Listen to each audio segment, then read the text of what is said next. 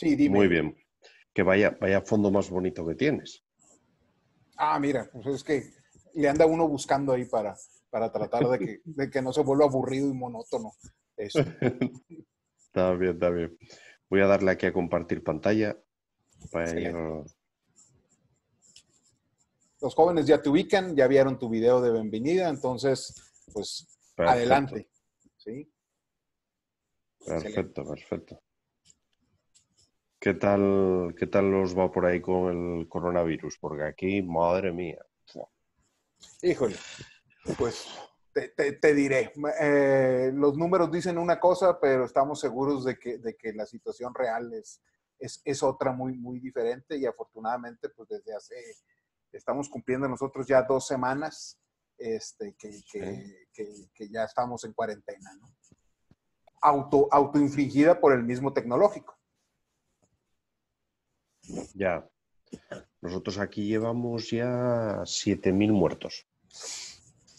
O sea que. Y todavía no llegamos al pico. Se supone que llegaríamos al pico pues mañana, pasado, una cosa así. Pero bueno, no es nada con lo que está en Italia, que Sí, no, no, no. también No, los mismos tela. Estados Unidos que las cifras, y que esas son precisamente las preocupantes para nosotros, porque Ya, son nuestros vecinos. Evidentemente que tiene que haber una correspondencia, sobre todo en la frontera, que los sí, números no le indican, pero que evidentemente pues ahí hay mano negra, creo yo. sí, sí. Pues nada, pues que os sea lo más leve posible, pero ya te digo Sí, que no, no. madre mía. Así que nada. Bueno, ¿empiezo ya o Sí, sí, sí, esperamos adelante, a...? Gustavo. Los Vale, jóvenes perfecto. se están conectando, ¿verdad? Pero pues Muy son bien, todos tuyos. muy bien, muy bien. Bueno, pues nada. Buenas a todos y a todas por ahí. Eh, si no me escucháis o demás, oye, abrís el micrófono y me contáis, o si tenéis alguna duda. Aunque hayáis, bueno, visto mi vídeo de presentación, la idea es que en estas clases que vamos a tener, que más o menos pues serán, creo que son 3 horas, 4 horas y media, vamos a intentar ver un poco, bueno, qué es la ergonomía, en qué consiste y qué aplicaciones tiene. Para que os ubiquéis, y yo soy profesor de aquí también de la Universidad de Oviedo, de aquí de España, pero yo fundamentalmente me dedico a trabajar en empresas como consultor de ergonomía. Empresas de la automoción, empresas del textil, empresas que tienen que ver con las telecomunicaciones, con la aeronáutica, bueno, muy variado, alimentación, y en casi todas los que tengo que hacer un poco es un poco lo que, bueno, vamos a estar tratando en estas clases.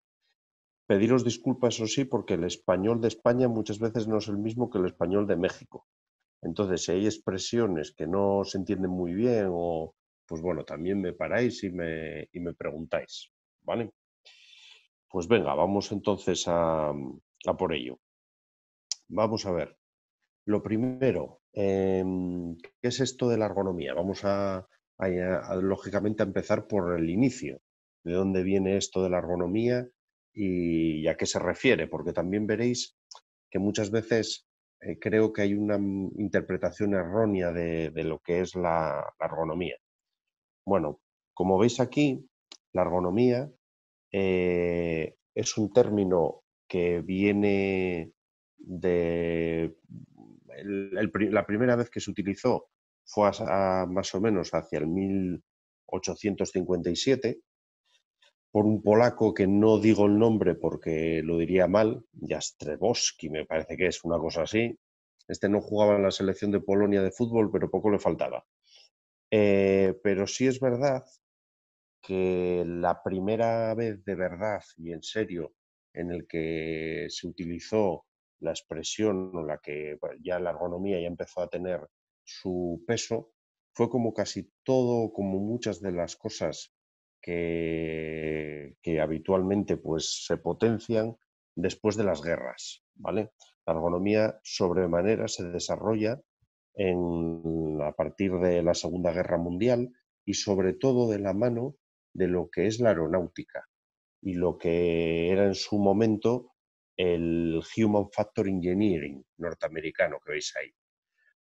¿Por qué en la época, vamos a decir, de la aeronáutica? Porque en aquella época había que sacar aviones muchísimos para la guerra y los pilotos les ponían con muy poco tiempo de aprendizaje, les ponían a pilotar aviones. Bueno, llegaron a caer incluso aviones porque los pilotos no eran capaces de poder manejarlos.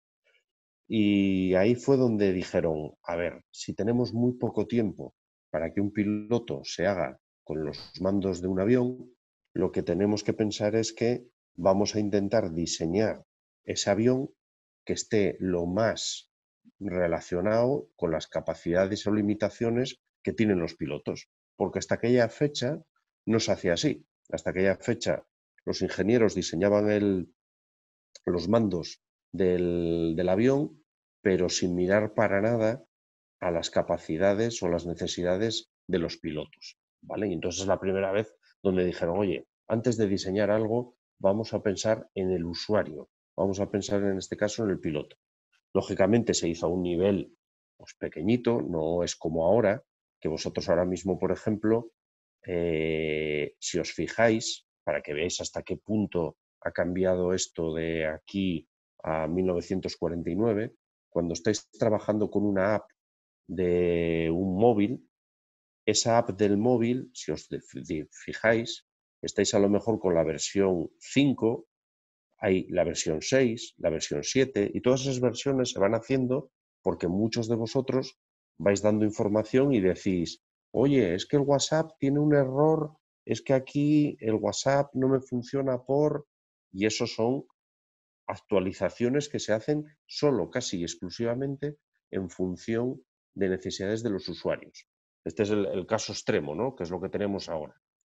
Bueno, comentar también ahí, que lo tenéis en la pantalla también, que la la Asociación Internacional de Ergonomía fue fundada en 1959, ¿vale? Ese es el origen de la Asociación Internacional de Ergonomía. Pasamos a la siguiente diapositiva. Aquí veis definiciones, yo os decía, como estábamos aquí hablando, que 1949 la primera, por cierto también la primera sociedad de ergonomía, que fue la británica, en 1959 se creó la internacional y la primera definición así un poco más conocida de la ergonomía es de 1965. Por cierto, esto también yo creo que es interesante, Murrell era un psicólogo, ¿vale? Vais a ver que, por ejemplo, Singleton era un ingeniero. Esta es otra de las particularidades que tiene la ergonomía. Yo, por ejemplo, en mi empresa, mi departamento de ergonomía tiene una psicóloga, tiene un diseñador industrial, tiene un informático, tiene un ingeniero industrial. Es decir, es una disciplina multidisciplinar a su vez. Y aquí ya se ve en las propias definiciones, ¿no?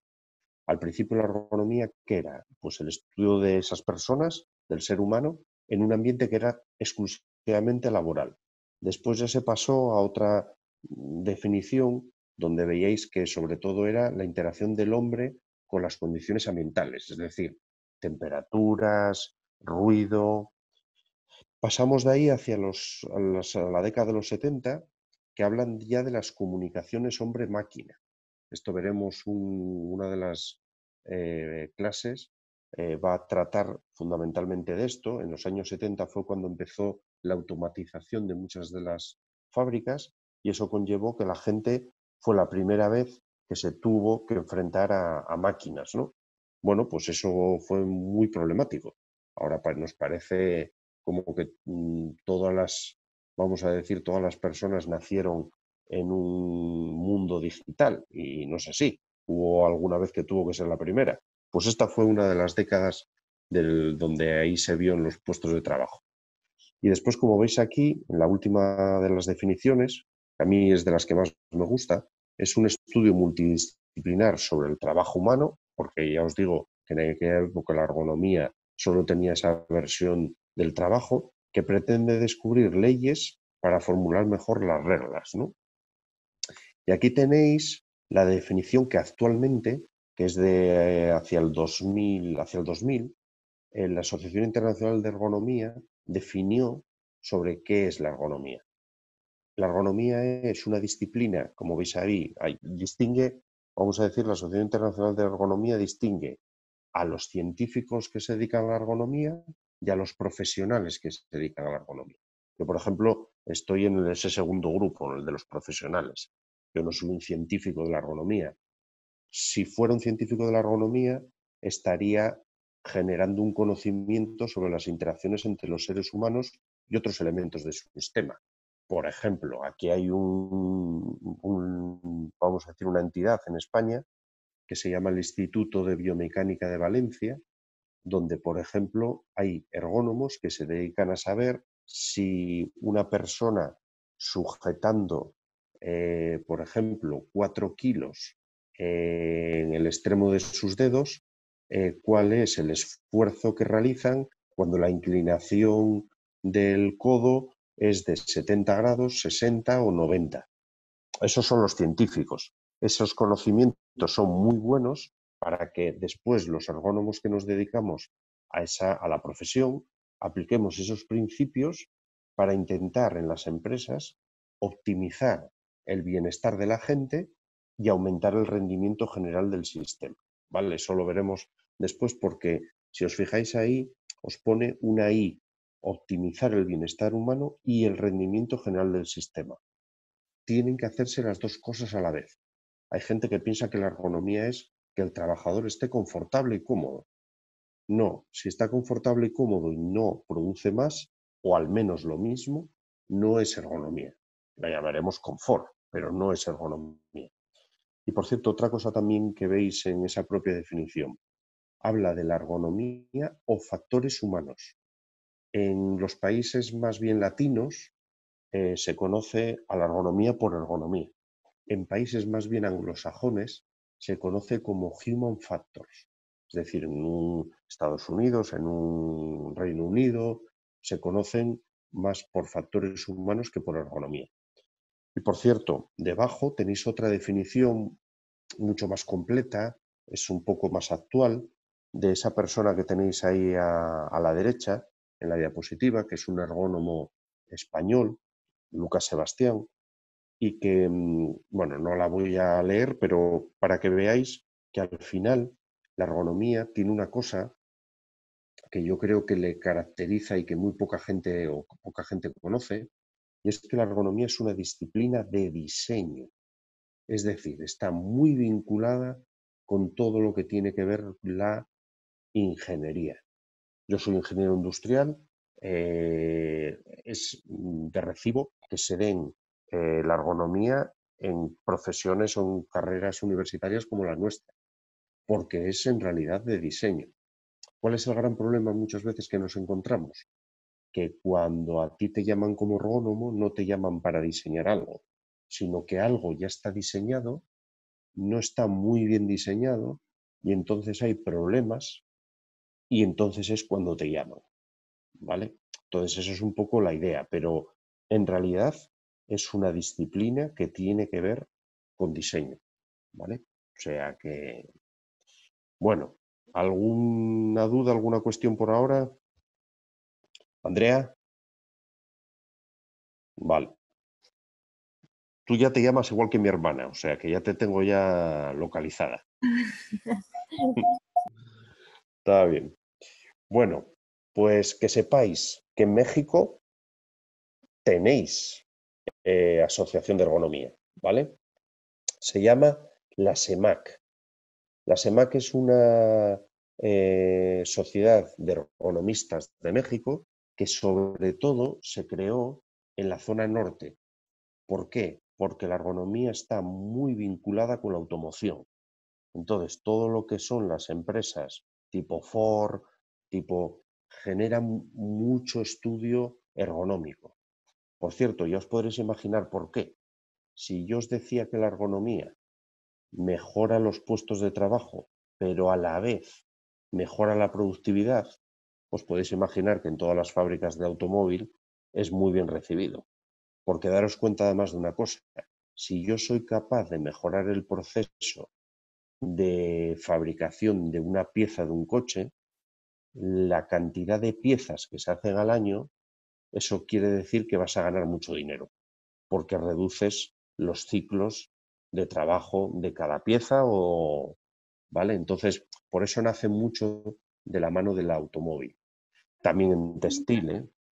También en la parte de textil, en las maquilas y demás, también se trabaja en este caso bastante. Por cierto, en este caso tenéis la definición aquí que vosotros utilizáis, que en este caso la SEMAC utiliza. Como veis, es muy similar a la que estábamos hablando antes, ¿eh? O sea, no hay mucha diferencia que digamos. Y en este caso, aquí, bueno, os coloco, esto está sacado de la página web, que os la puse ahí, semac.org.mx. Habla un poco también del origen de la ergonomía y desde el punto de vista etimológico, viene del griego, ergos, trabajo, nomos, estudio, leyes, que es un poco lo que yo os contaba en las definiciones anteriores, ¿vale? Pero bueno, en realidad es un poco lo mismo, ¿no? Porque al final, además, si la Sociedad Mexicana de Ergonomía está dentro, que lo está, dentro de la Asociación Internacional de Ergonomía, pues es lógico que al final las definiciones sean las mismas. Por curiosidad, bueno, porque lo sepáis, normalmente se hace un congreso de ergonomía, el próximo año se hace en Vancouver, en Canadá, y se hace cada 3 años. Y la verdad es que hay muchísimos mexicanos. Yo no sé si el hace 2 años que fue el anterior, que fue en Italia y en Florencia, y hubo muchísimo mexicano. O sea que la verdad es que es una asociación que cuenta con bastante gente, ¿eh? Bueno, aquí tenéis 3 imágenes del señor Homer Simpson, ¿vale? Que están vinculadas con la ergonomía. Posiblemente la que tenéis en el medio, ¿vale? En la que está agachándose para coger una caja, sea quizá la más a la que a la gente más le viene a la cabeza la ergonomía, con la que tenéis a la mano de derecha donde está con el ordenador, ¿no? Con el computador. Esas son las 2 imágenes que quizá la gente más asocia con la ergonomía. ¿Por qué? Porque están muy vinculadas con todo lo que tiene que ver con la carga física. Es decir, esa persona que se dobla para coger una carga y le duele la espalda, pues habitualmente eso sí que se tiene en mente la ergonomía. Lo mismo pasa con la silla, ¿no? La silla ergonómica, el teclado ergonómico o el puesto de trabajo con pantallas de visualización de datos, que son como se llama o como se conoce a los trabajos con el computador.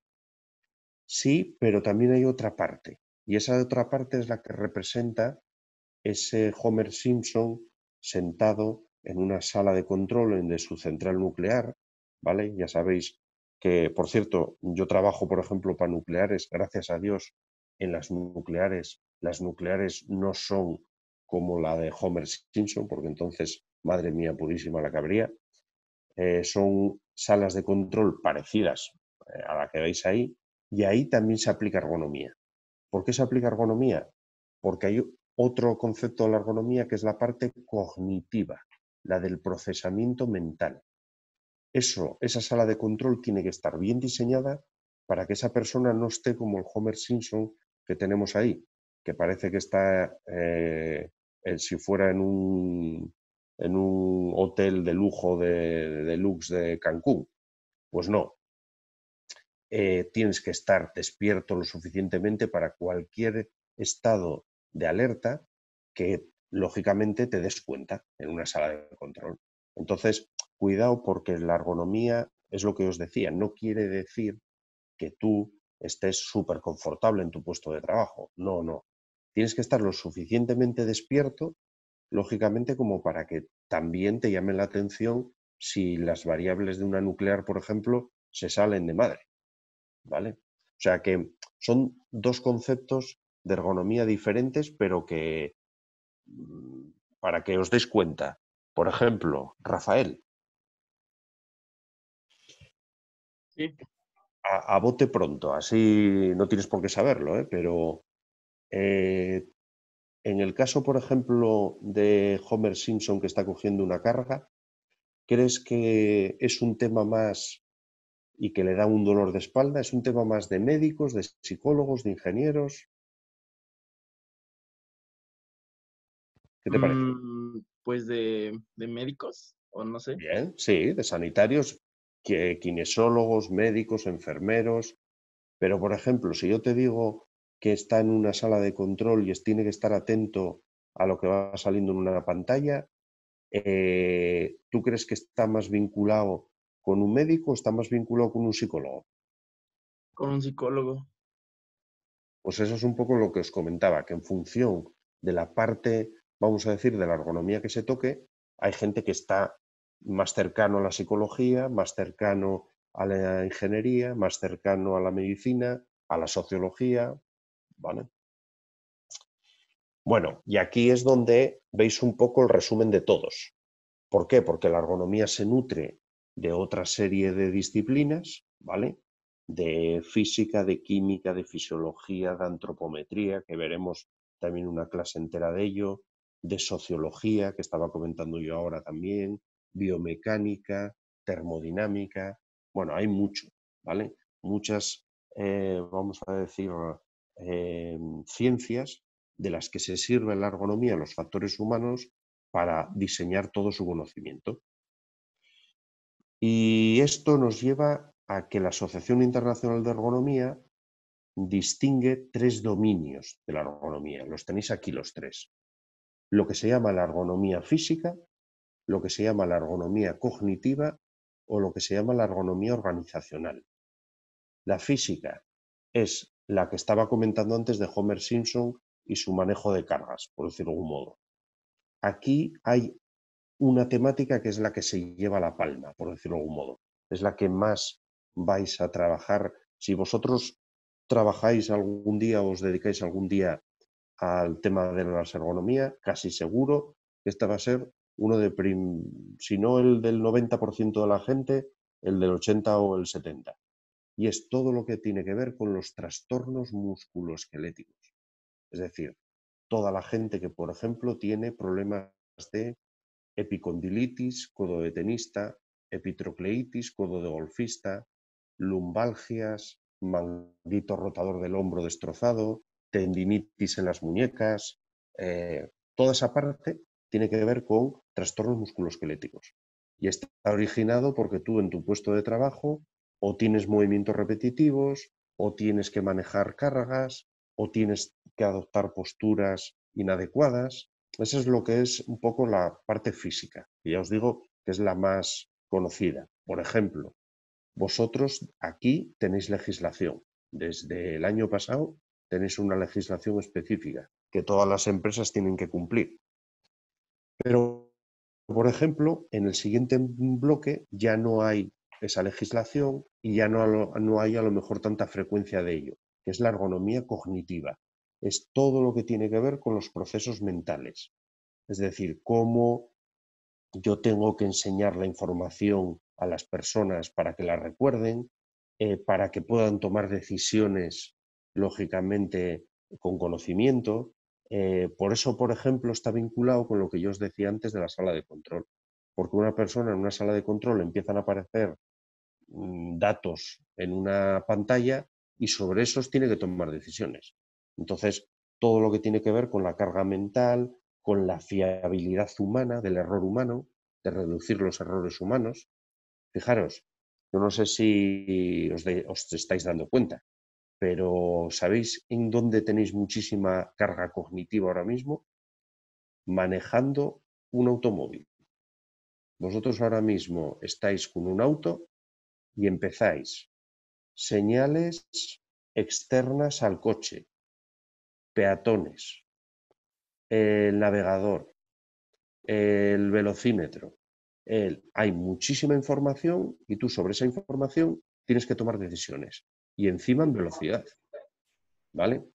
Entonces, esto es un poco una idea de lo que sería un aspecto cognitivo. Por eso, por ejemplo, los diseñadores del coche gastan muchísimo dinero en todo lo que tiene que ver con una cosa que se llama HMI, Human Machine Interface, que es todo lo que es el diseño de la interfaz entre el automóvil y el conductor, ¿vale? Y por último, tenéis la ergonomía organizacional.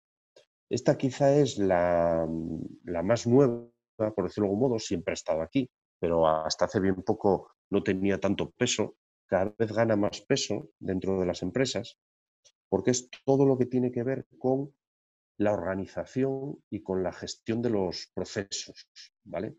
Entonces aquí, por ejemplo, pues tenéis todos los ergónomos que se dedican al trabajo a turnos.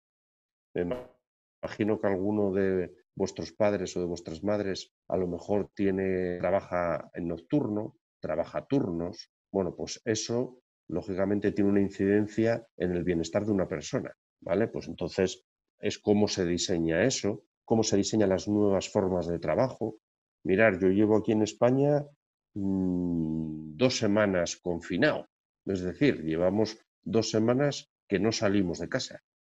Gracias a que hay teletrabajo, que es otro de los temas, por ejemplo, que toca la ergonomía organizacional, pues puedo seguir trabajando. Entonces, cada vez hay más teletrabajo, cada vez hay más organizaciones virtuales, ¿vale? Temas participativos. Entonces, todas estas cosas cada vez hay más, ¿no? Y bueno, y es de interés para la ergonomía porque además está muy vinculado con todo lo que tiene que ver la productividad, ¿vale? Las culturas de seguridad. Bueno, pues ahí veis un poco los 3 bloques, ¿vale? Vanessa, si te tuvieras que dedicar, si te tuvieras que dedicar a ser ergónoma, ¿de qué serías? ¿Organizacional, física o psíquica? O cognitiva, bueno, Me llama más la atención la física. No sé la por qué, como física. que, ajá, tiene más implicaciones con como las consecuencias que trae ciertas actitudes que puede tener el trabajador. Bien. ¿Y Julio, tú? Ande, yo me gustó la cognitiva por toda la cuestión de los coches y cómo lo puedes poner para un mejor uso. Muy bien. Bueno, como veis, os acabo de preguntar a dos que en realidad estáis estudiando lo mismo, ¿no? Y fijaros que incluso aquí cada uno le gusta lo suyo. Y es verdad, ¿eh? Yo, por ejemplo, a mí me atrae mucho últimamente, aunque yo empecé mucho en la parte física, a mí me atrae mucho la parte de la cognitiva. ¿Por qué? Porque estamos llevando a cabo muchos proyectos con realidad aumentada, no virtual, ¿eh? Realidad aumentada, es decir, sobre, por ejemplo, en instalaciones, para gente que hace mantenimiento, el que tenga información sobre impresionada en una pantalla que solo existe en su pantalla, pero está por encima de la instalación para decirle, oye, mira, pues ahora aprietas la válvula de no sé dónde. Ahora, entonces me está gustando mucho el tema cognitivo porque la verdad es que es muy, muy atractivo, sobre todo para los que quizá conocemos menos de la parte psicológica. Y sí, sí, la verdad es que es muy atractivo. Bueno, pues ya tenemos claro qué es la ergonomía y tenemos claro los dominios de la ergonomía, es decir, a qué se dedican un poco los ergónomos. Bueno, pues ahora os cuento un poco, y ya con esto vamos cerrando ya el círculo de lo que es la ergonomía, un poco el triángulo de la ergonomía. ¿Por qué el triángulo? Porque la ergonomía, como os decía, tiene que ser mejorar el rendimiento, la eficacia de una organización, a la vez tiene que velar por la salud y seguridad de la gente, por eso está vinculado con la prevención, es decir, por un lado está la organización y por otro lado está la prevención, pero aparte tiene que dar confort, satisfacción, calidad en el diseño, ¿vale? Es decir, es un poco el triángulo que vamos a ver ahora en un ejemplo de productividad, calidad y seguridad o salud. Y aquí está el ejemplo, ¿vale? Bueno, esto no sé cómo lo llamáis vosotros, nosotros lo llamamos el atado de la ferralla, ¿vale?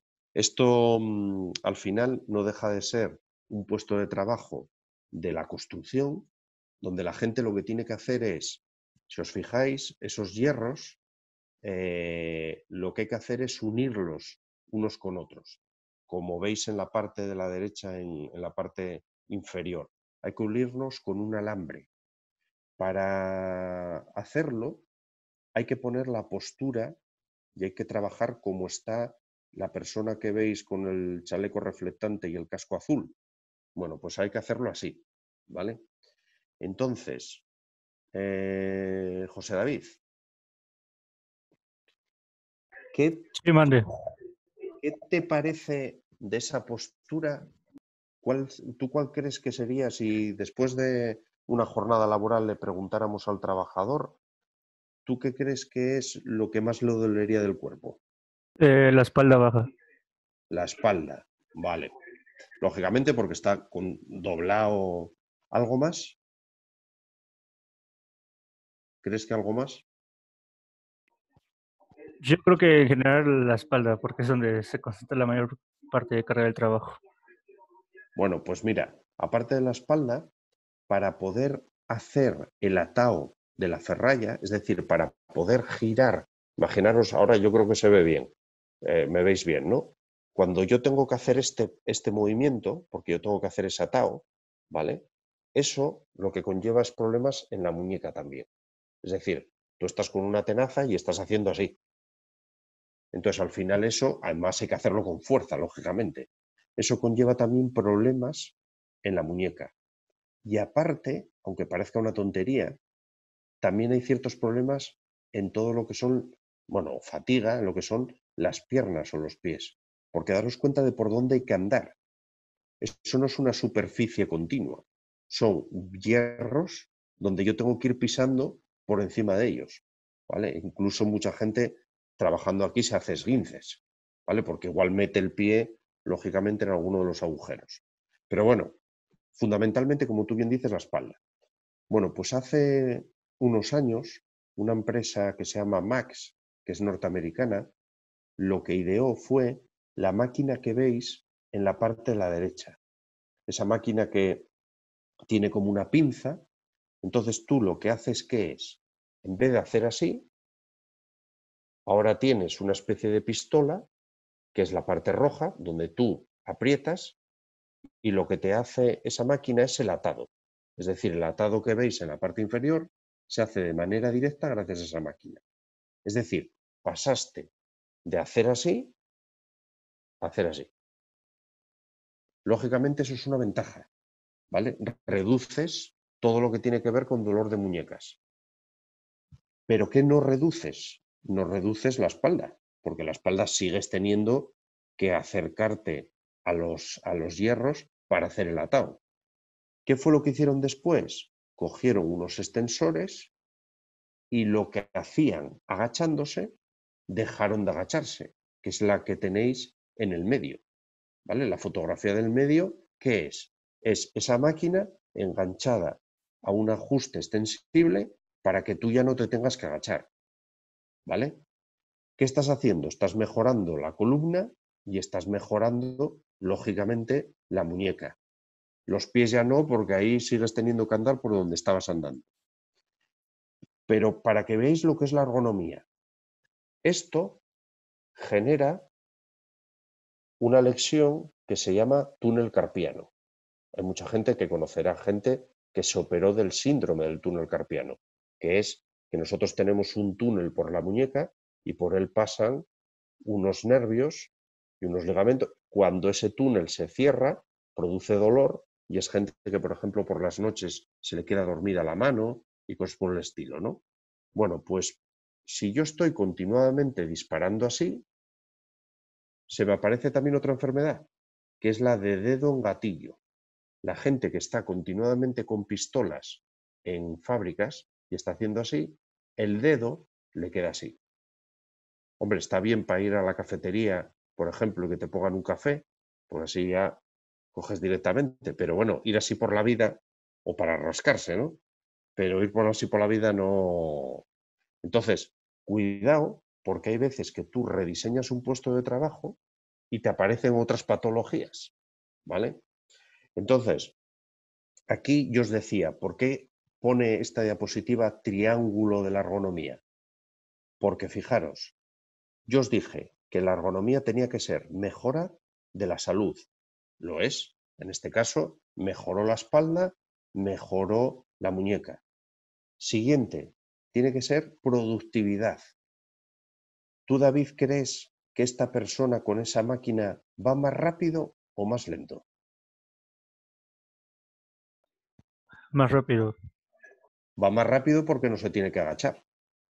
Es decir, el tiempo que tardaría en ir atando los distintos hierros, él lo acorta porque él ya no se tiene que agachar y levantar, va directamente.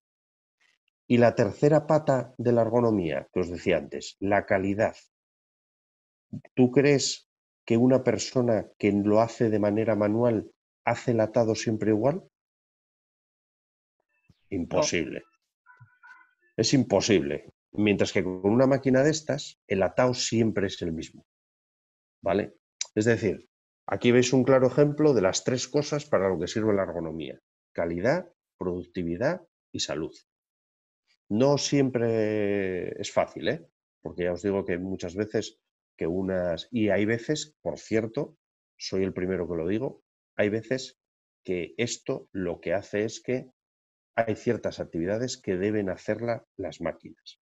Ejemplo, si yo voy a un banco y veo a alguien contar billetes, posiblemente esa actividad nunca debe ser hecha por un humano. Tendrá que haber una máquina que cuente los billetes.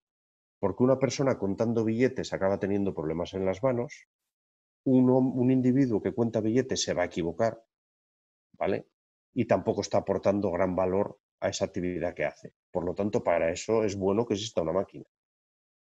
Ese es el gran problema también que está pasando, ¿no? Que hay muchas máquinas que al final, en ciertos puestos de trabajo, es lógico que al final desaparezcan muchos puestos de trabajo de individuos por máquinas, porque al final son mucho más fiables y porque al final además no generan, lógicamente, patologías, ¿vale?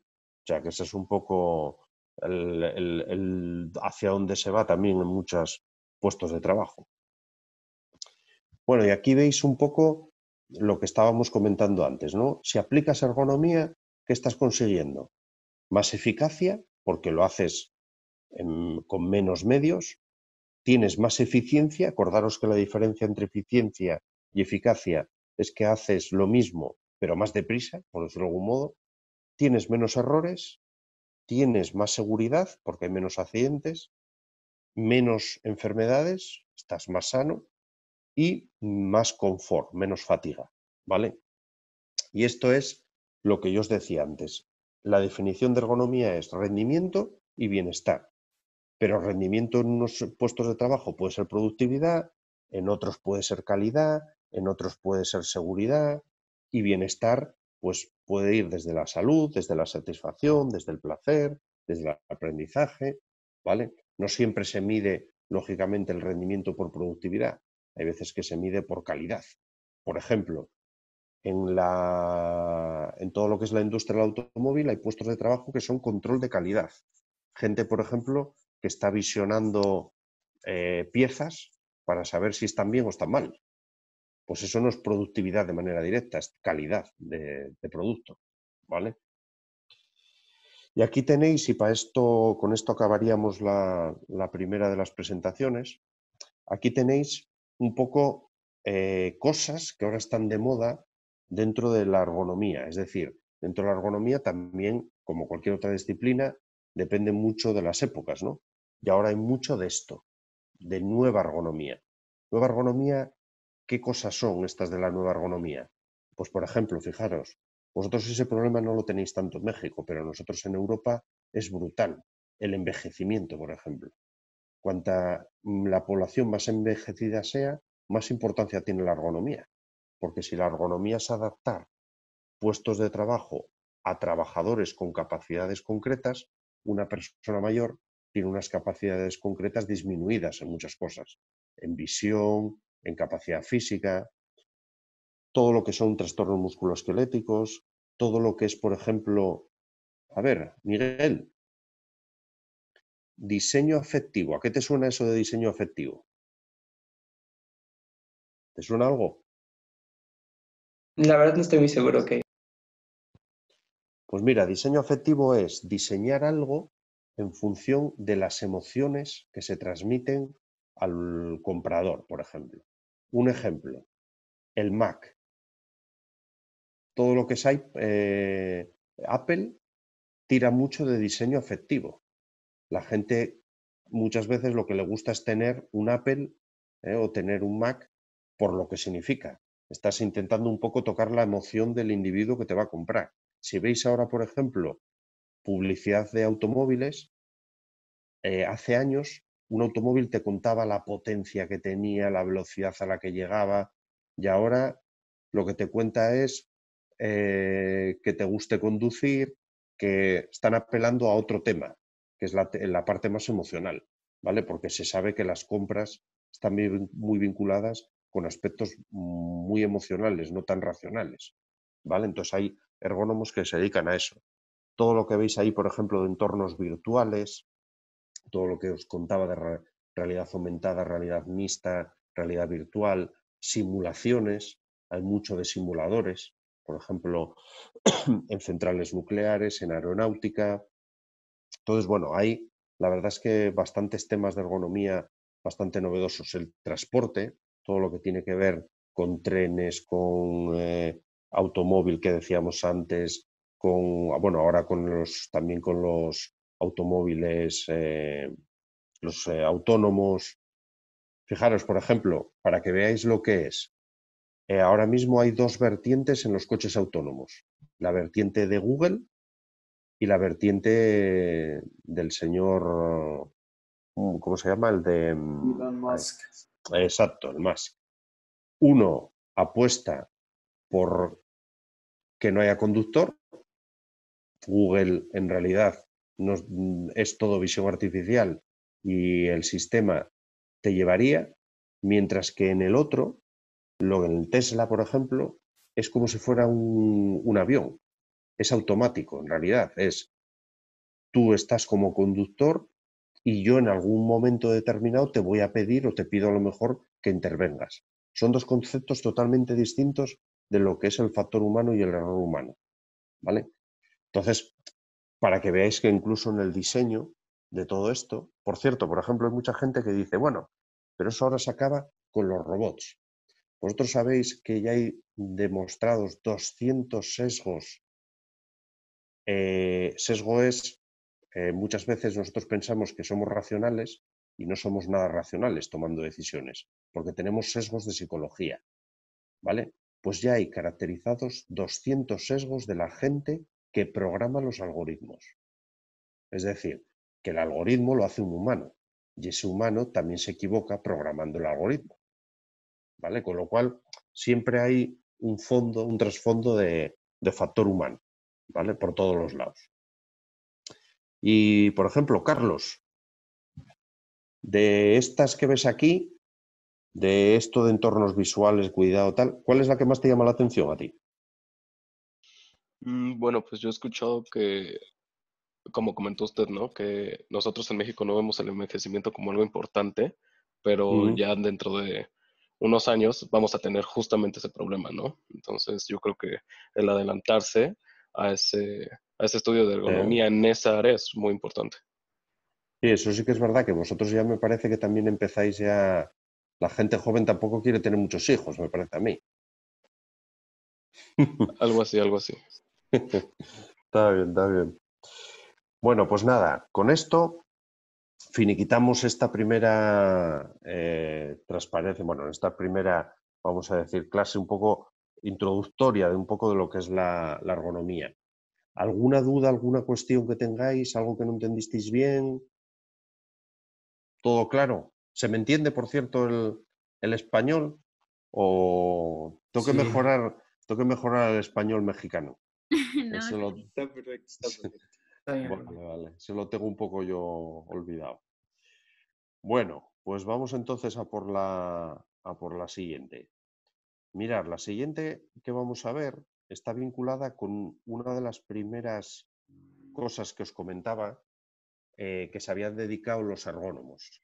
Y era todo lo que tenía que ver con las condiciones de trabajo vinculadas con iluminación, ambiente térmico, ruido, es decir, aspectos que, bueno, que son importantes sobre todo además en ciertos sectores de actividad.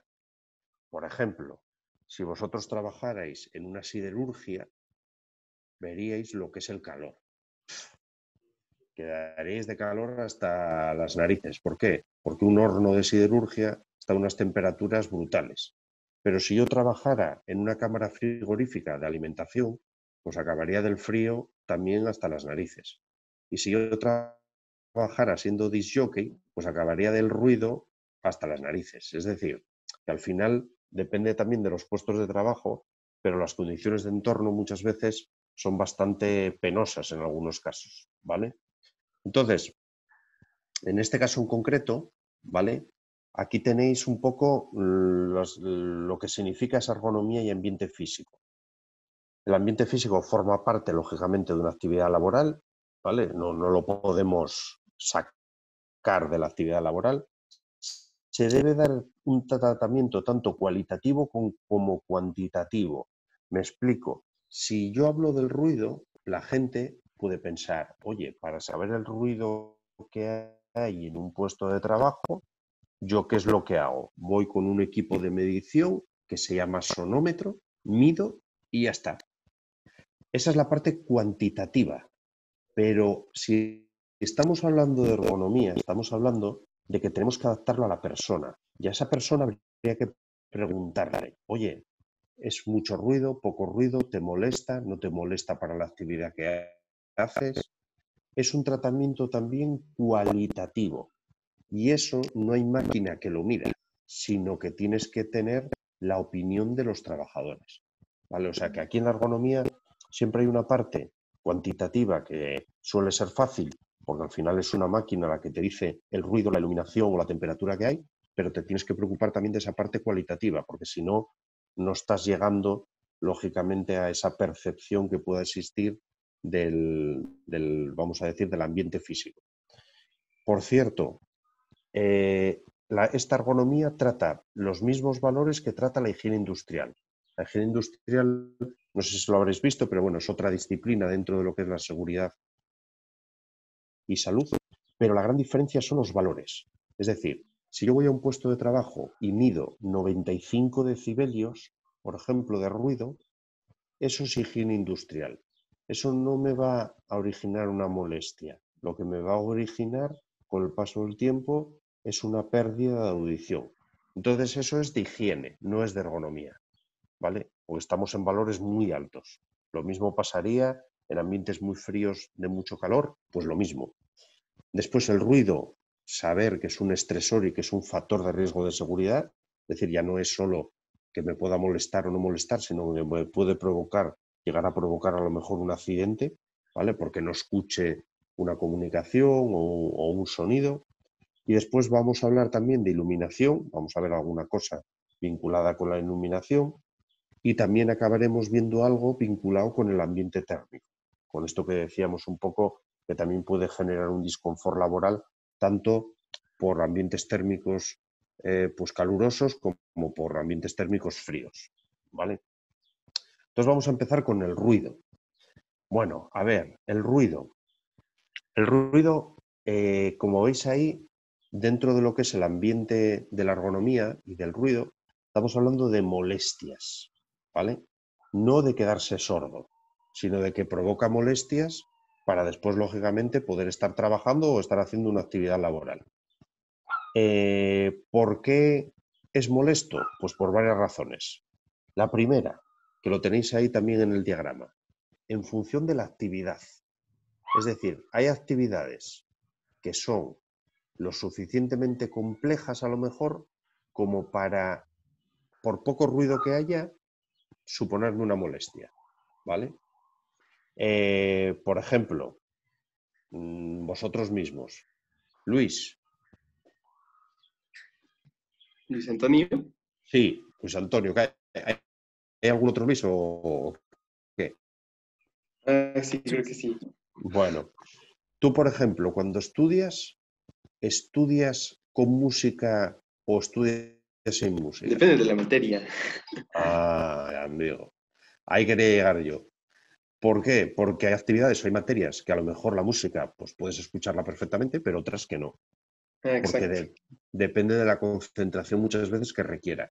Pues eso pasa también, vamos a decir, en el mundo laboral. Hay actividades que son más llevaderas para poder estar con música y otras que no.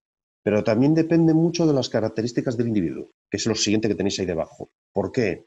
Porque, por ejemplo, yo tengo un programador, ¿vale?, que programa escuchando a Scorpions. Pues estoy seguro que habría muchos que no podrían programar escuchando Scorpions. No sé si me estoy explicando. Es decir, después también hay gente y gente, ¿vale?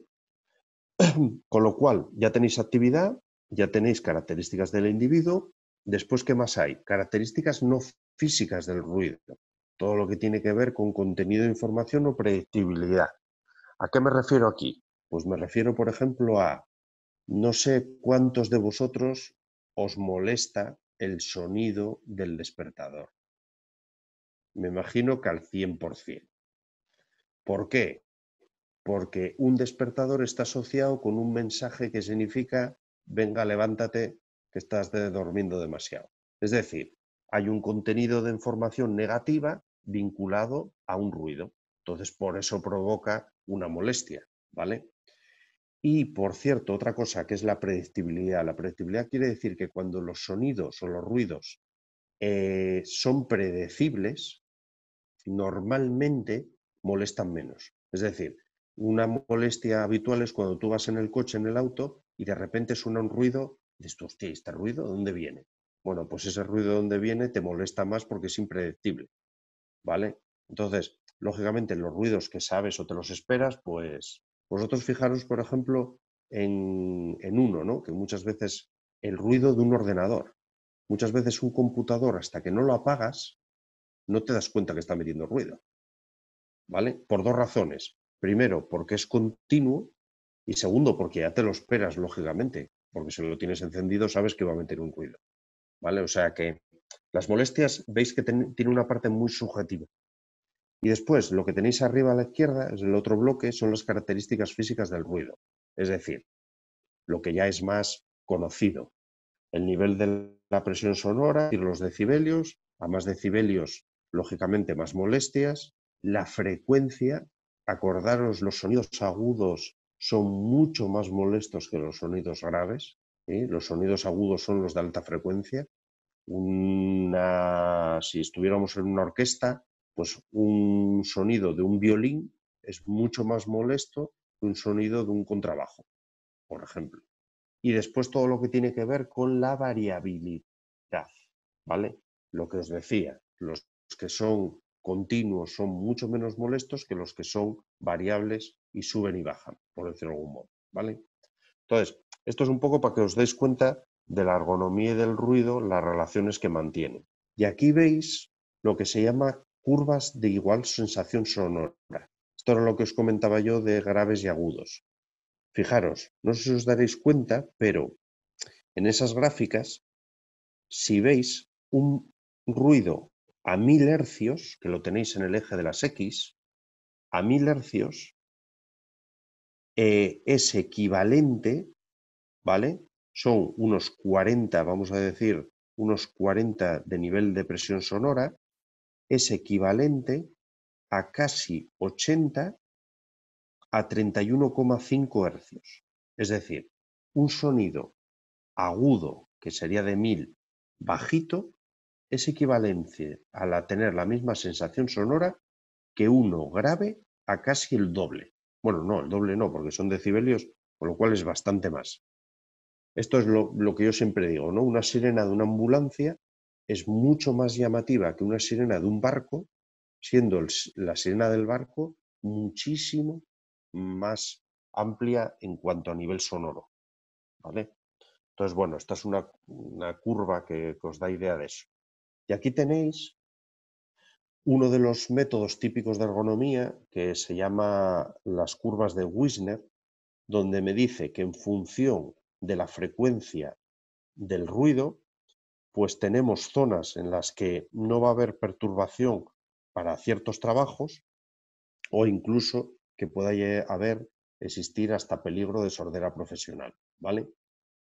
Y por cierto, Carla, no sé si ves en el gráfico que está como en naranja, más o menos, entre 500 y 4000, está como, bueno, con una franja naranja, y no sé si te das cuenta que en esas zonas las gráficas es como si bajaran, como si descendieran. ¿Por qué crees que es? Porque, pues no sé. No tienes por qué saberlo, ¿eh? A ver, eso es las frecuencias a las que habitualmente nuestra voz trabaja. Es decir, tú si tienes una voz grave, se trabaja hacia 500. Ajá. Si tienes una voz muy aguda, se trabaja hacia 4000. Es decir, casi ninguna voz es capaz de hablar a más de 4000 hercios ni hablar de menos de 500. Entonces ahí es donde más provocarías malestar porque no podrías estar escuchando a otra persona. Por eso, por ejemplo, si os ponéis unas orejeras de quitar ruido, unos tapones, los buenos tapones o las buenas orejeras eliminan los ruidos que están de 500 hacia abajo y de 4000 hacia arriba. Y intentan dejar esa franja, si son buenos, sin atenuar los ruidos para que yo pueda escuchar a un compañero que se me acerque y me diga, oye, Gustavo, oye, ¿vale? Esa es un poco la razón por la que ahí son más bajas esas gráficas. No te acostarás, como os he dicho, de no te acostarás sin saber una cosa más, pues... Profe, Dime. me imagino que en la frecuencia hay un punto en el que pues es como balanceado, ¿no? Por ejemplo, yo me imagino que los puntos abajo de 60 han de ser irritables, tanto como los que son arriba de 8000. Me imagino que como por la mitad tiene que haber un sonido en el que todos podamos... Sí, se habla, a ver, uno de los que se dice que es una de las mejores frecuencias es la de 1000. La de 1000 se toma mucho como referencia. Pero cuidado, porque lo que dicen los estudios es que depende también de cómo tengas tu sistema auditivo. No todos tenemos el sistema auditivo de la misma manera, o incluso con la edad. La gente mayor, por ejemplo, el ruido le molesta mucho más. Pero también, por ejemplo, bueno, en física vi que había sonidos, o sea, hicieron el experimento de sonidos con ondas y con imágenes, y por ejemplo, lo que es metálica y rock, disturbaban muchísimo las ondas, y lo que era Mozart o música clásica, las mantenía bien. ¿Eso aplica con todos nosotros o también cambia por nuestra personalidad, como dices? No, cambia en la personalidad, pero cuidado también, porque cambia también con el tipo de actividad. Mira, por ejemplo, nosotros hay estudios que demuestran que en función de la música que escuches puedes producir más o menos.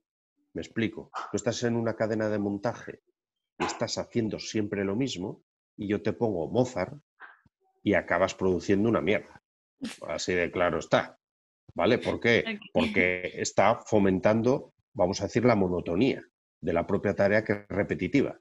Entonces, por ejemplo, en cadenas de montaje, si tienes que poner música, se recomienda Vivaldi. Hay una empresa australiana que se llama Muzak, que se dedica a hacer diseño de músicas para puestos de trabajo. ¡Wow! Sí, se dedican a eso. Entonces, lo que hacen es un análisis de la actividad laboral y un análisis de la música que se pueda adaptar a esa... Una de las cosas que sí que es verdad que se dice es que si quieres tener buen rendimiento, nunca puedes escuchar música que te guste.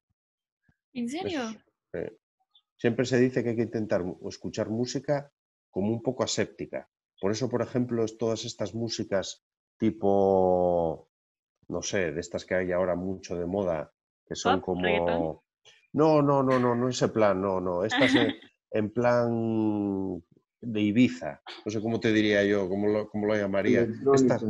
Sí, pero relajante, así un poco en plan, que bueno, que se ponen en muchos sitios como hilo musical, ¿vale? Pues son un poco las que se recomiendan muchas veces para producción, ¿eh? O sea, no estoy hablando para escuchar, pero no, desde luego el reggaetón no, ¿eh? No está dentro de los... Bueno, por lo menos en los estudios que yo conozco, ¿eh? Pues empezarán a incorporarlos, tampoco me extrañaría, ¿vale? Bueno, pues ahora pasamos a la iluminación. Acabamos un poco con todo lo que tiene que ver con el ruido y nos pasamos a la iluminación. A ver, dentro de la iluminación, aquí veis que lo importante que es la calidad del entorno visual, es decir, que yo esté en un sitio donde vea las cosas bien, donde además, lógicamente, tenga buen rendimiento de iluminación, van a depender fundamentalmente, ¿vale?, de tres aspectos: de el operador, de la tarea y de la iluminación. ¿Por qué? Lógicamente, por lo que comentaba antes, el operador es clave. Estábamos hablando antes del envejecimiento. Cuantos más años se tiene, peor calidad visual que se tiene. Cuesta más adaptar el ojo, cuesta más acomodar el ojo, ¿vale? Por ejemplo, la gente que maneja coches se irá dando cuenta cuando va pasando los años de que eso de ver lejos, ver de cerca, que te exige muchas veces el automóvil, pues vas a tener dificultades, porque tardas más en acomodar la visión. Después depende también del tipo de tareas. Hay tareas que, por ejemplo, pues son bastante complejas desde un punto de vista, vamos a decir, de la iluminación. Mira, hace poco me tocó estar en una empresa que se dedica a hacer bolsas para vino, ¿vale? Entregan vino en bolsa, no en botella.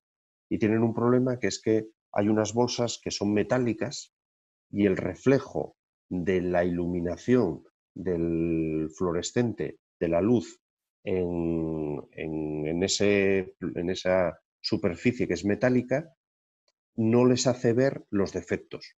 Los defectos que pudiera tener la bolsa les cuesta mucho, ¿vale? Porque, bueno, si te dedicas a una tarea a buscar defectos, pues tienes que andar buscando detalles. Y ahí es donde te cuesta el reflejo que produce esa superficie. Y después está todo lo que tiene que ver con niveles de iluminación, con colores, con deslumbramientos o no, con distribuciones. Entonces, todo eso, tanto operador como tarea como iluminación, lo que te da una idea es de la calidad del entorno visual que tienes, ¿vale? Entonces, aquí, ¿cuáles son un poco, vamos a decir, las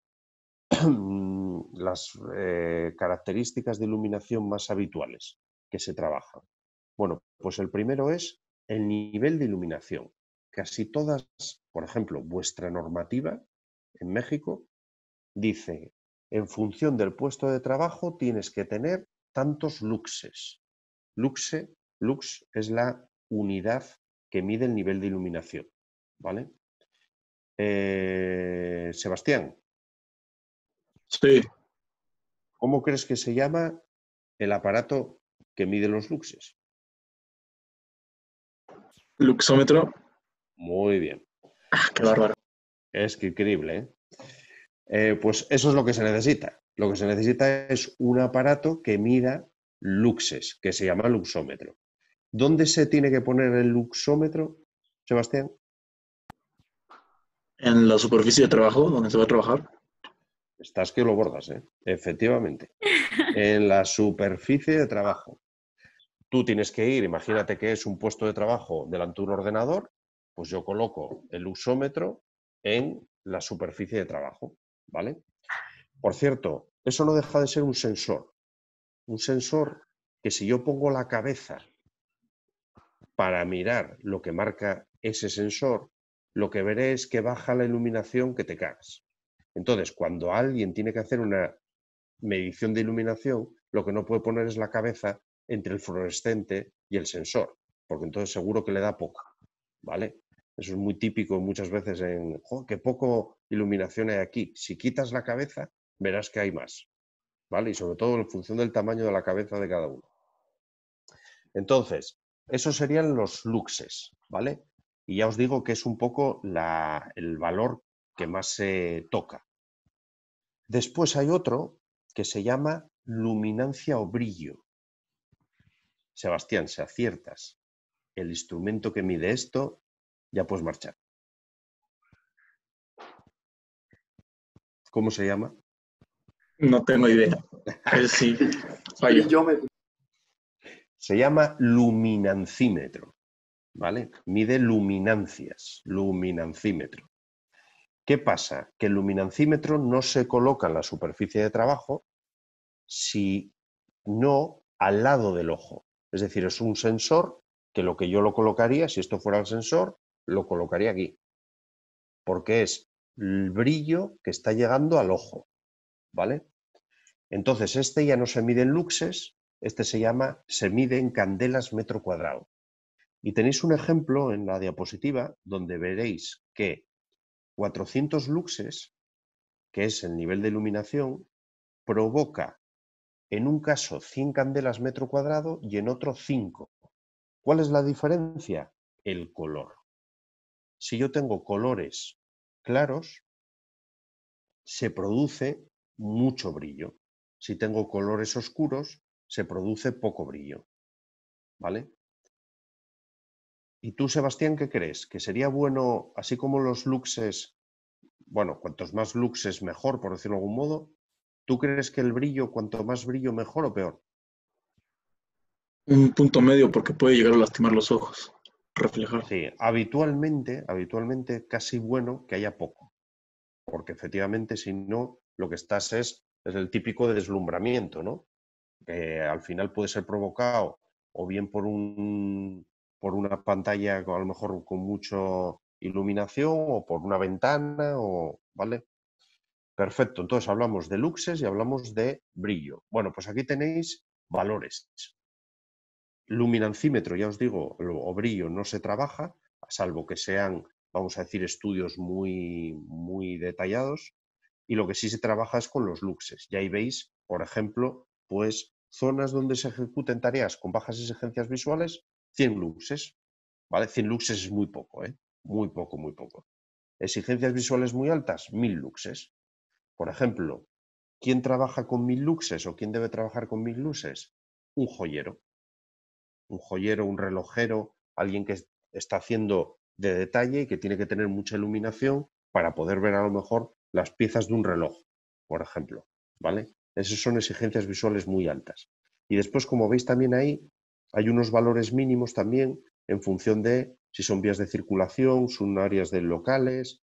Bueno, esto lógicamente se tiene que duplicar, y es lo que veis abajo en la parte inferior de la diapositiva, cuando, por ejemplo, las áreas o vías de circulación pueden existir riesgos de caídas. Imaginaros que yo voy a andar por un sitio donde hay unas escaleras y puedo caerme si no veo bien. Entonces tengo que doblar lo que aquí pone, ¿vale? O, por ejemplo, cuando tenga gente trabajando que está envejecida. ¿Por qué? Porque sé que ven menos, entonces tengo que meterles más valores de iluminación. Bueno, pero si no, más o menos estos son los valores. Y aquí tenéis también las diferencias de brillos que tiene que haber en las distintas zonas de una sala.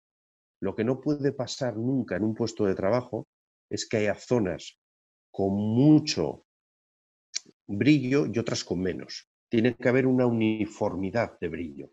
Esto es un puesto de trabajo, no es un antro o un pub. No sé si me estoy explicando, ¿vale? Tú en un antro o un pub a lo mejor quieres una zona que esté totalmente oscura y otra súper iluminada, pero el ojo en un puesto de trabajo tiene que estar continuadamente funcionando cuando hay cambios de brillo. Entonces aquí tenéis en ese dibujo, vamos a decir un poco los distintos brillos que tendrían que tener. Por cierto, Rogelio. Sí, dígame. ¿Por qué crees que, por ejemplo, en el techo pone 80% más y en el piso 20-40%? ¿Por qué crees tú que en el piso es mucho más pequeño que en el techo? Bueno, me imagino que en el piso es el reflejo, ¿no? De la luz del techo. Es que en el piso, imagínate, si tú tienes un piso donde tú tuvieras un 80, ¿eso qué quiere decir? Que cada vez que estás mirando para abajo, estaría reflejándote el suelo, ¿vale? Sí, Entonces, no tiene que haber mucho, pero en el techo, todo lo que vaya hacia el techo, lo que te interesa es que vuelva a bajar. Es decir, porque si no estarías desaprovechando la iluminación, ¿vale? Por eso habitualmente los techos son blancos. Es muy difícil que te encuentres techos muy oscuros, ¿vale? Y normalmente los pisos pues suelen ser ya un poquito más grises, más, ¿vale?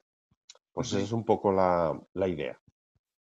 Y aquí tenéis tipos de alumbrados. Tenéis un alumbrado general, ¿vale? Ese alumbrado general es el que habitualmente podéis tener en cualquier oficina o cualquier industria, pero sí es verdad que después tenéis el alumbrado general localizado. Ese es aquel en el que yo tengo unas máquinas a lo mejor puestas en un sitio determinado, y entonces sobre esas máquinas quiero más iluminación, ¿vale? Entonces tenéis un alumbrado general localizado. Y hay otras veces donde en sitios mucho más concretos todavía necesito más luz, que es por ejemplo el alumbrado localizado. Por ejemplo, imaginaros, yo qué sé, soy dentista y un dentista que necesita mucha luz para ver en un momento determinado en la boca del paciente. Entonces ahí tiene una luz, un flexo, vamos a decir, mínimo. Mirar, una cosa, por ejemplo, que fue un invento brutal en los puestos de trabajo, es todo lo que son las luces estas que llevan en la cabeza, muchas veces los técnicos de mantenimiento, bueno, que también lo lleva gente de alpinismo y gente de... Eso es brutal para poder trabajar, porque antes había sitios donde tú metías la cabeza para hacer un mantenimiento y no veías nada, ¿vale? O sea que todas estas cosas sí que viene bien muchas veces, sobre todo en espacios muy cerrados y muy oscuros. Y aquí tenéis algunos criterios de condiciones ergonómicas de iluminación, ¿vale? Hay que intentar que la distribución sea uniforme, ¿vale? Lo que os decía, prácticamente que yo voy con el luxómetro y en casi todos los sitios de lo mismo, que las luminancias también sean bastante equilibradas, que no haya deslumbramientos directos. Por eso, por ejemplo, la luz o el sistema de iluminación más habitual en los puestos de trabajo son los fluorescentes. ¿Por qué? Porque un fluorescente lo que hace es uniformidad en la iluminación. Pero muchas veces, ¿cuál es el problema de un fluorescente? Que te puede deslumbrar. Para que no te deslumbre, ¿qué es lo que hago? Poner unas luminarias. Si os fijáis en iba a deciros, las fluorescentes que tenéis en el aula, pero no estáis en el aula, con lo cual en vuestra casa podéis tener casi cualquier cosa, ¿vale? Pero desde el punto de vista de un aula, normalmente suelen ser fluorescentes y suelen estar tapados, incluso empotrados dentro de lo que es el techo, para evitar precisamente los deslumbramientos.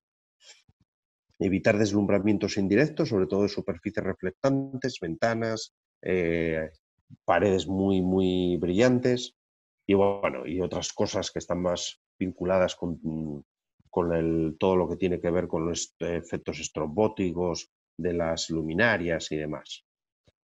Y ya por último, vamos al ambiente térmico. En el ambiente térmico, aquí tenemos los factores climáticos principales. Por cierto, aquí veis la definición de lo que sería esa ergonomía del ambiente térmico. Es aquel estado de ánimo que expresa satisfacción con el ambiente térmico.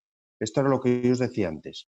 La ergonomía y todas estas condiciones ambientales tienen una parte cualitativa, no cuantitativa, ¿vale? Yo puedo ir con un termómetro y preguntaros y decir, a ver, ¿aquí hace calor o hace frío? Y decir el termómetro 28 grados y decir uno, pues para mí hace calor, pues para mí hace frío. Tenemos distintas percepciones también de lo que es el frío y el calor, ¿vale? Pero aparte, eso sí que es verdad que se debe también a otras características, que son las que tenéis ahí. Por ejemplo, mucha gente te dice, oye, es que yo tengo frío, es que yo tengo calor. Es que tú vas vestido de una manera diferente al otro. En función del tipo de vestido que lleves, tendrás más sensación de calor o menos sensación de calor, ¿vale? Yo siempre me hace mucha gracia porque hay gente que quiere ir vestido igual bueno, vosotros no lo notáis tanto quizá en México, pero nosotros, por ejemplo, en Europa, del invierno al verano hay unas diferencias brutales. Bueno, vosotros también, pero quizá no tanto, ¿no? Claro, hay gente que quiere ir vestida igual por el verano que por el invierno. Pues, lógicamente, ahí se dará cuenta de la diferencia, ¿no? Después, dependiendo del tipo de actividad. Si yo estoy haciendo una actividad muy de moverse, yo estoy generando calor. Si estoy muy parado, no genero tanto calor. Entonces, no es lo mismo para ciertas actividades el calor o el frío, ¿vale? Después, depende de la temperatura del aire, que esa es lógicamente la que todo el mundo tiene en la cabeza. Pero depende muchísimo de la humedad del aire. Si hay mucha humedad, tú sudas, pero no evaporas. Y si no evaporas, tu satisfacción térmica no existe. Es decir, esa típica escena que haces así y dices, madre mía, líquido por todos los lados, eso es que hay mucha humedad y lógicamente no evaporas, ¿vale? No sé cuánto, en Puebla, ¿cuánto tenéis más o menos de humedad? ¿De porcentaje? No mucho. No mucho. Vale, pues es casi lo mejor. Lo que pasa que cuidado, porque el cuerpo tampoco le gusta que haya mucha sequedad. Tenemos el 34%. 33, No, es poco. sí. Es poco, es poco. Poco. Estoy yo ahora mismo en un sitio que es mi ciudad, que yo soy de Gijón, del norte de España, que habitualmente estamos por el 70 y algo, 70 y pico. O sea que, claro, aquí como haga calor, lo notamos muchísimo, lógicamente, por la humedad, ¿vale? Y después tenéis la humedad, tenéis la temperatura, tipo de vestido, tipo de actividad, y os quedan dos. Velocidad del aire, ¿vale? A mayor velocidad del aire, lógicamente, habitualmente, pues más confort cuando hace calor y menos confort cuando hace frío, ¿vale? El problema de las velocidades del aire, fundamentalmente, ya no es tanto la propia velocidad del aire, sino que te incida directamente en el cuerpo, porque eso habitualmente acaba trayendo problemas. Y después lo que es la temperatura radiante media. ¿La temperatura radiante media qué es? Es la temperatura cuando es tan alta la temperatura, que da igual que hubiera aire, que no hubiera aire, que tú ibas a tener sensación térmica súper desagradable. Esto es lo que yo os decía, si tú estás al lado de un horno de siderurgia, da igual que haya aire que no, vas a tener sensación de calor. Si yo me dedico en el verano a estar trabajando en una carretera, por ejemplo asfaltando, voy a tener una sensación de calor. Entonces, juntando todo esto, pues lógicamente te salen factores climáticos, vamos a decir, ergonómicos o no. Pero aparte de eso, existen otras variables. Entre las otras variables hay alguna que la veis bien, por ejemplo, el otro Carlos, al que no le pregunte esta vez. ¿Tú crees que una persona que está gordita está más adaptada al calor o al frío? Al frío. Al frío. ¿Y por qué crees que está más adaptada al frío? Pues es como los osos polares. La grasa les permite mantenerse en una temperatura más. Ya, pero fíjate, si tienes más, como dices tú, más volumen, ¿vale? Perderías también más rápido el calor, porque tienes más superficie para perder calor. ¿Sabes por qué los gorditos se adaptan mejor al frío que los delgaditos al frío? Porque la generación de calor es volumen, es por metro cúbico, y la pérdida de calor es por superficie, es metro cuadrado. Por lo tanto, siempre generas más que lo que pierdes. Entonces, efectivamente, los gorditos lo pasan mucho peor en el calor. También te digo, los gorditos están mucho mejor en el frío, que uno delgadito lo pasa mal con el frío. Bueno, pues esa es otra variable. No es tan importante, pero es otra variable. Y hay una, que es la que os dejo yo aquí, que es la aclimatación. Y esta sí que es clave, por ejemplo, en muchos puestos de trabajo. Y yo creo que se ve bien con este esquema que os pongo. Bueno, si os fijáis, la aclimatación es lo mismo, por ejemplo, que pasa con la altura, exactamente igual.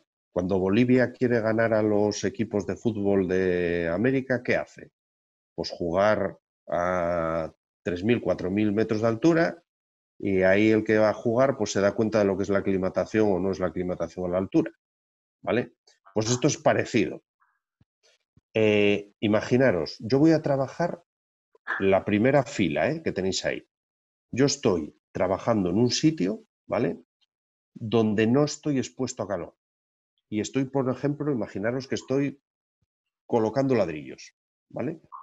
Bueno, tengo 111 latidos por minuto. Es una frecuencia cardíaca, bueno, normal si estás haciendo una actividad física.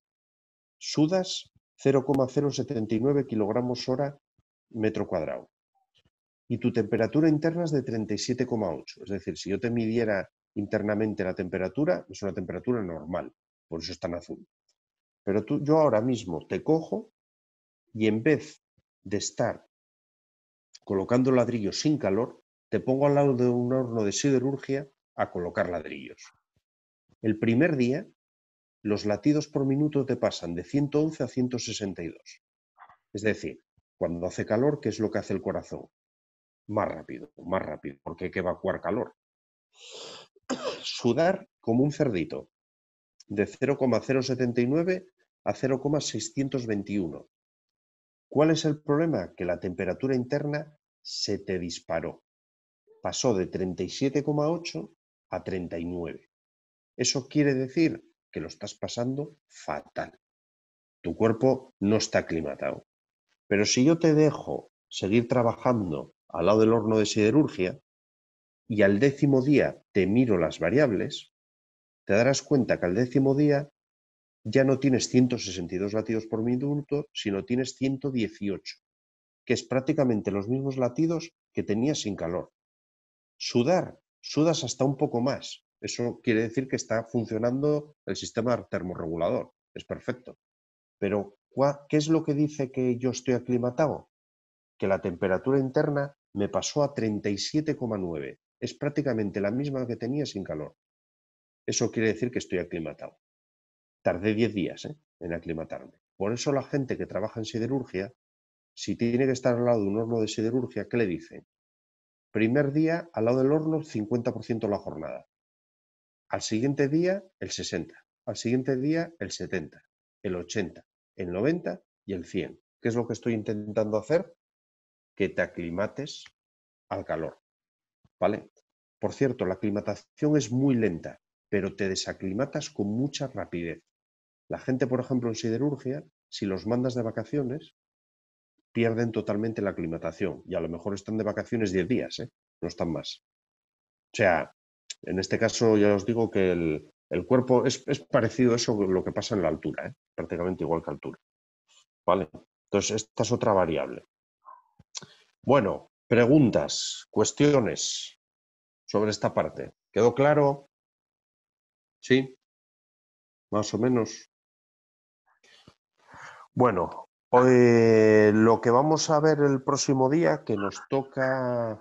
¿Cuándo nos toca el próximo día? Jueves. Vale.